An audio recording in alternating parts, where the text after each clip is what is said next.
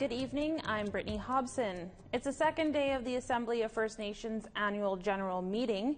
Chiefs are in the process of voting in a new national chief. Joining us live from the Assembly floor in Squamish, Musqueam and Tsleil-Waututh territory is Dennis Ward with more on today's vote. Thanks, Brittany. The first round of voting is done here in Vancouver at the Assembly of First Nations. 538 people cast a vote in the first round. The winner would need at least 323 votes. Incumbent Perry Bellegarde received 286 votes. Sheila North had the second most with 106 votes. Miles Richardson received 87 votes. Russ Diabo received 40 votes. And Katherine Whitecloud received 19 votes and will not be on the second ballot. Shortly after the first ballot results were announced, Katherine Whitecloud, Miles Richardson, Russ Diabo, and Sheila North took to the stage to raise concerns about a visit by Indigenous Crown Relations Minister Carolyn Bennett, who visited the Alberta caucus room. Called it a disgusting display of political interference. They tried to get the mics turned on, but they couldn't get them turned on, creating even more confusion for those who were down on the floor. Here's a little bit of what the candidates had to say. That federal minister coming into our annual assembly and interfering with our vote by meeting with specific groups over this pipeline issue. They've been dividing our people since the beginning of this debate. That's what they usually do with resource issues. We've got the longest string of political victories in this country, and they divide and conquer. They keep us away from achieving our rights. We need to stand together. Our four candidates are standing together to make sure at least the integrity of our decision political process is protected and honored amongst our people. We do not condone the interference of the federal government, and anyone who does should be accountable to this assembly. With more now on the results from that first ballot for National Chief, here's Tina House. The results are in from the first ballot, and the Chief Electoral Officer announced the results from the stage. Katherine Whitecloud, 19. Miles Richardson, 87. Sheila North, 106. Russ Diabo, 40. Perry Bellegarde, 286. Perry Bellegarde had instant reaction to the results. In total, 538 people voted, with 548 people actually registered to vote, including Kel Salem from the Squamish Nation. I'm thinking that it would be really nice if there was a bit of change at the leadership, and we're supporting Sheila North. I think that she's one of the strongest candidates in this election, the strongest candidates we've seen in any AFN National Chief election. But I think it remains to be seen how the results come out. Sheila North was gathered with her supporters in the crowd as the results were read. It's what we predicted, but it's second ballot that we're going to see a big movement, so we're still in the game. As the candidate with the fewest votes, Katherine Whitecloud was eliminated and wished her fellow nominees the best of luck in a heartfelt speech. I gave you my heart, and you made a decision, and I respect that. With none of the candidates reaching the 60% threshold, we'll be moving into the second ballot shortly. Please stay tuned to aptnnews.ca for live stream coverage, as well as our social media sites. Tina House, APTN National News, Vancouver. And so second round of voting is underway right now, and will wrap up at 4 p.m. Eastern time here in Vancouver. And we'll probably see results from that about an hour after that. Great, thanks, Dennis. Coming up after our regular newscast, Dennis will be back with more news from the Assembly floor. Time now for a quick break.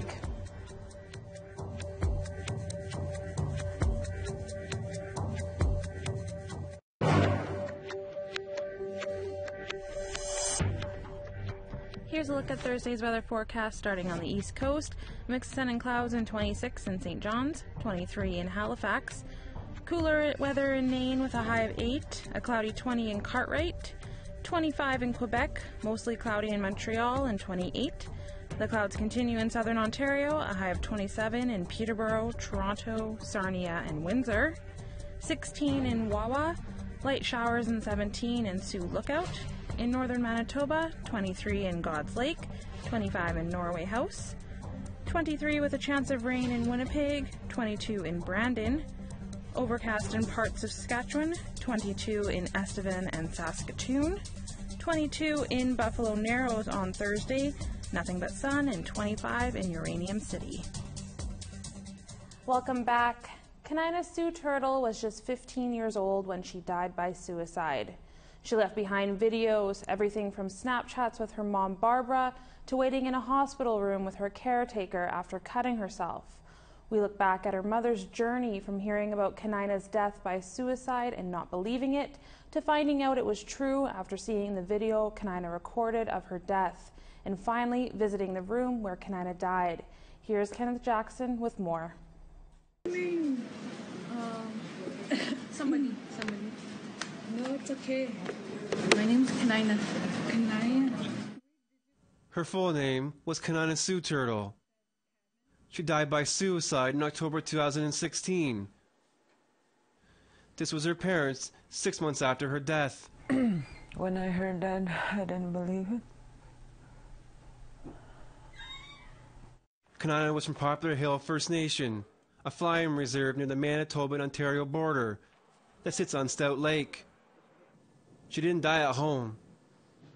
She died far from it, in Sioux Lookout, inside this foster home. Days before her death, Barbara visited Kanina in Sioux Lookout. She said, I want to go home. She was telling me that,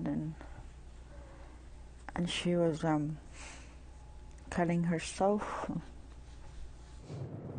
It's the last time she saw her daughter alive. All she had was memories and videos like this one.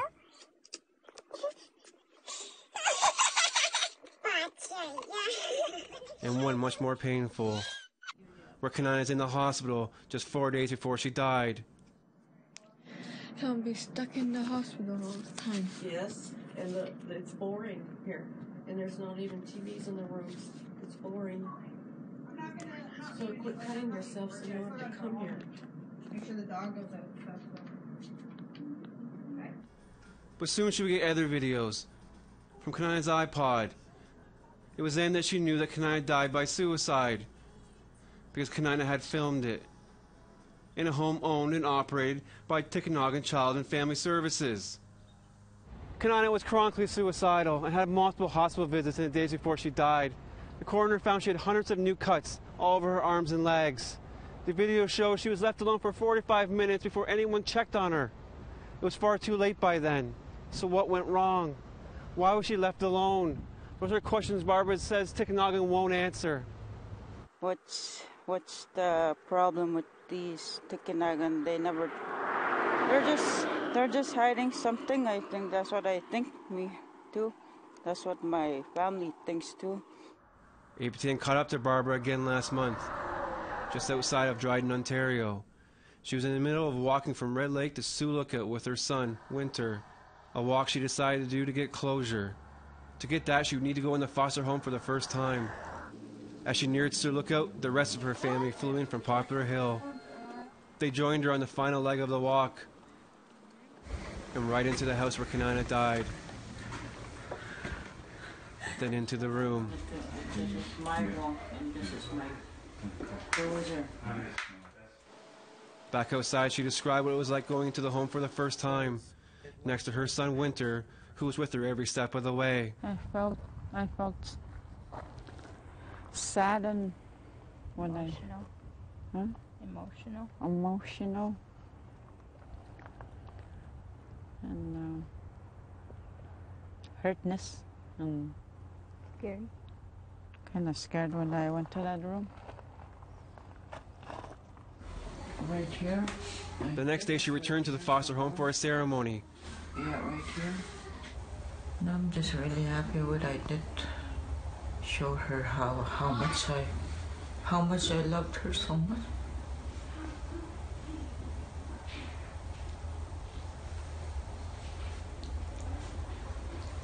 I know she's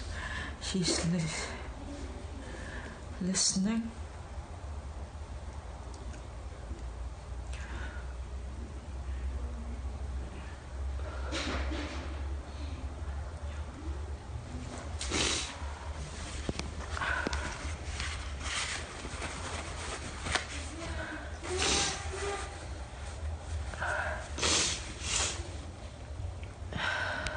Yeah, I'm so glad to be here and just do this ceremony and this closure with.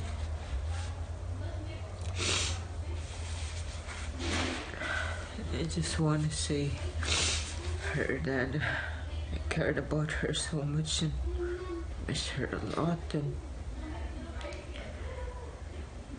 I miss her laughs and everything. She left that room able to say goodbye to her daughter. Kanina would be 17 today. Later she returned home to Poplar Hill with her family, hoping to move forward with the closure she needed in the death of a daughter gone too soon. Kenneth Jackson, APTN National News. Visit aptnnews.ca to hear more about Kanina's story. There was a tense moment between two opposing parties during the AFN Assembly on Tuesday evening. More on that after the break.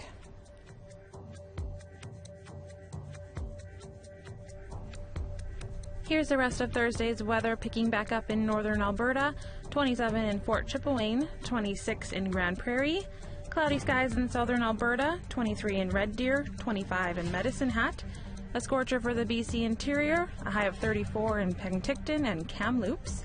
Sunny and 31 in Smithers, 26 in Fort St. John. Similar temperatures in the Yukon, 28 in Mayo, 26 in Old Crow. It's a hot day in the NWT, sun and 33 in Fort Liard and Trout Lake. A chance of thunderstorms for Colville Lake with a high of 26, 28 in Fort McPherson. In Nunavut, cooler temperatures, overcast and 11 in Chesterfield, 8 in Repulse Bay. A high of just +4 on Thursday in Clyde River, 3 in Resolute.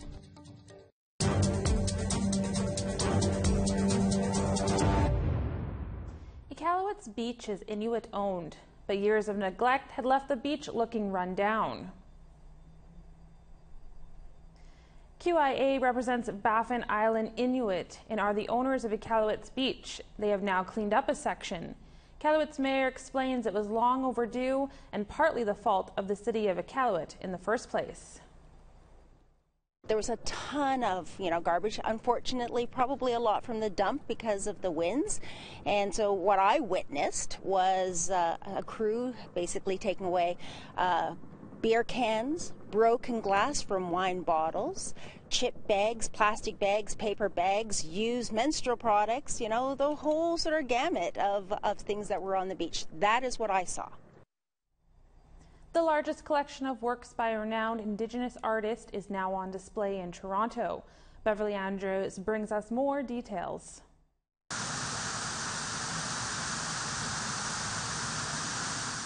Facing the monumental is the largest solo exhibit for Rebecca Belmore. She is internationally recognized for her multidisciplinary art that addresses the realities of Indigenous life in Canada. As an artist, I like to respond to moments in time, or historic moments as well. The 5th floor of the Art Gallery of Ontario is filled with over 20 pieces: photography, sculpture, and media installation.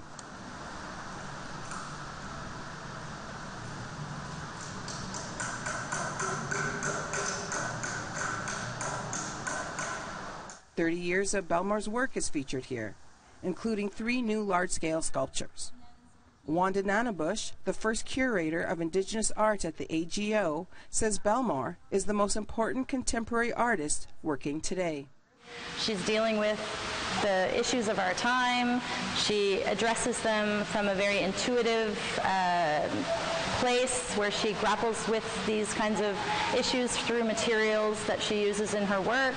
And the way she does that, it brings us to a kind of a way of experiencing what is possible. Since the late 80s, Belmore has addressed history and identity in her work. She's told the stories of Indigenous people and shares that with non-Indigenous Canadians. And now, the many visitors to the AGO.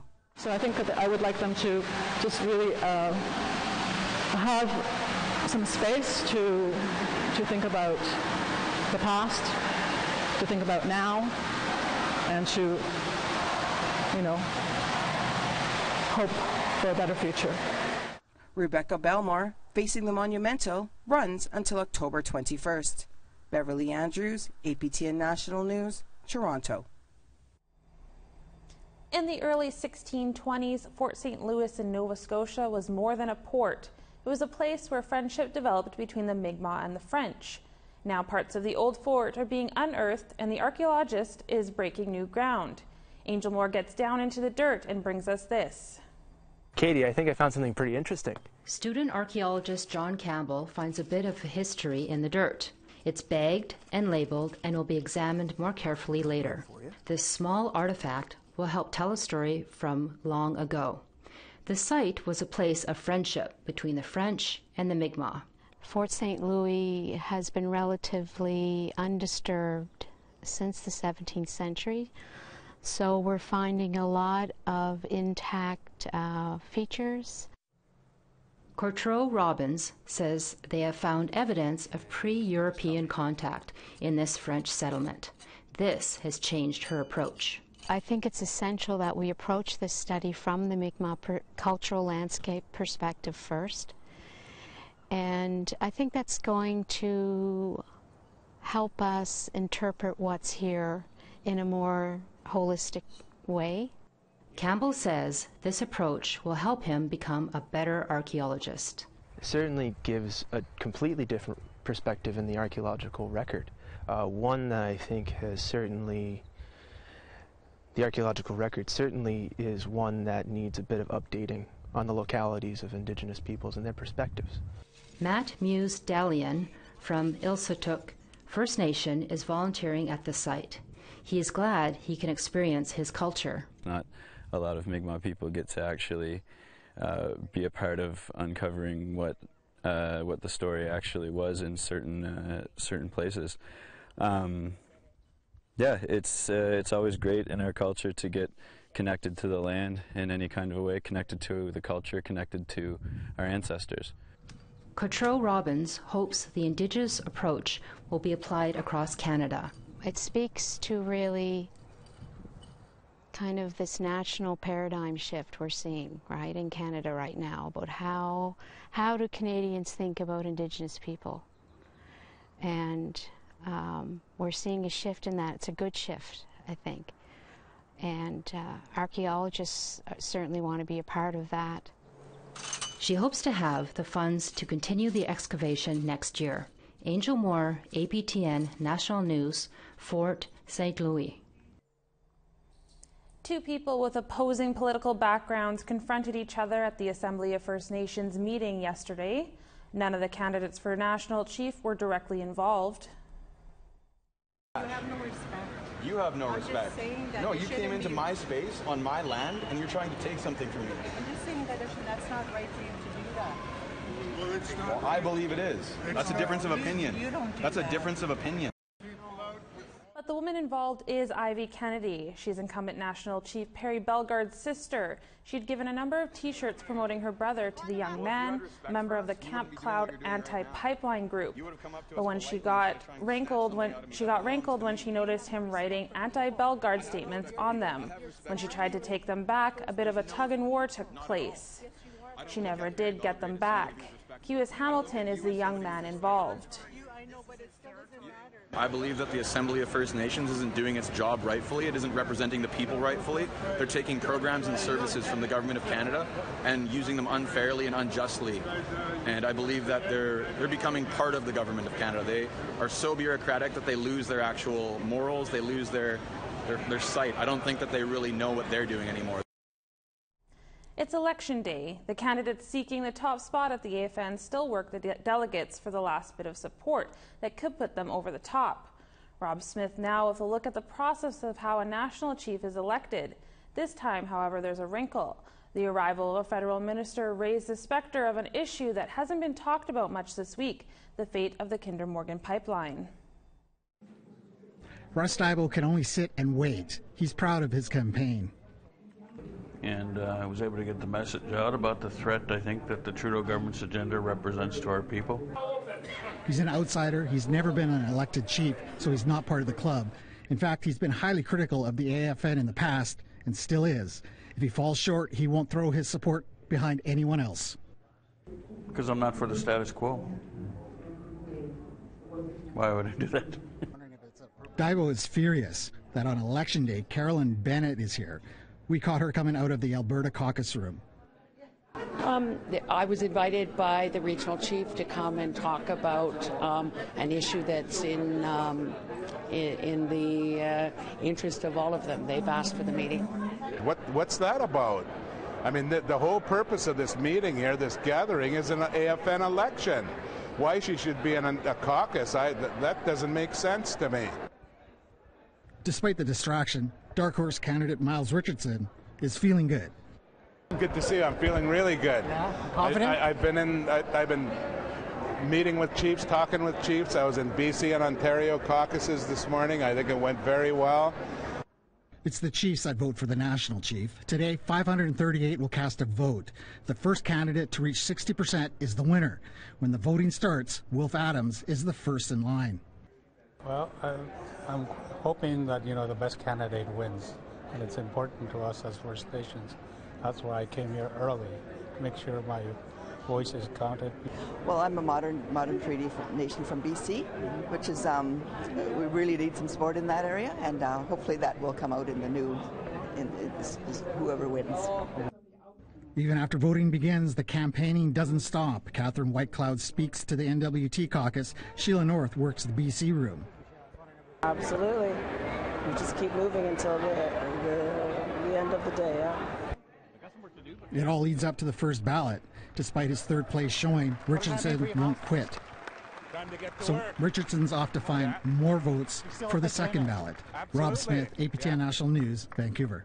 I remember when my And that's your APTN National News for this Wednesday. For the latest on the AFN's General Assembly, visit our website, aptnnews.ca. But stick around, we continue our special coverage of the Assembly with Dennis Ward in Vancouver. I'm Brittany Hobson. Have a great night.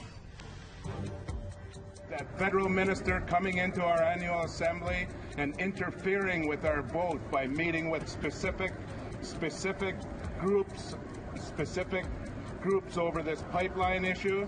They've been dividing our people since the beginning of this debate. That's what they usually do with resource issues. We've got the longest string of political victories in this country, and they divide and conquer. They keep us away from achieving our rights. We need to stand together. Our four candidates are standing together to make sure at least the integrity of our decision political process is protected and honored amongst our people.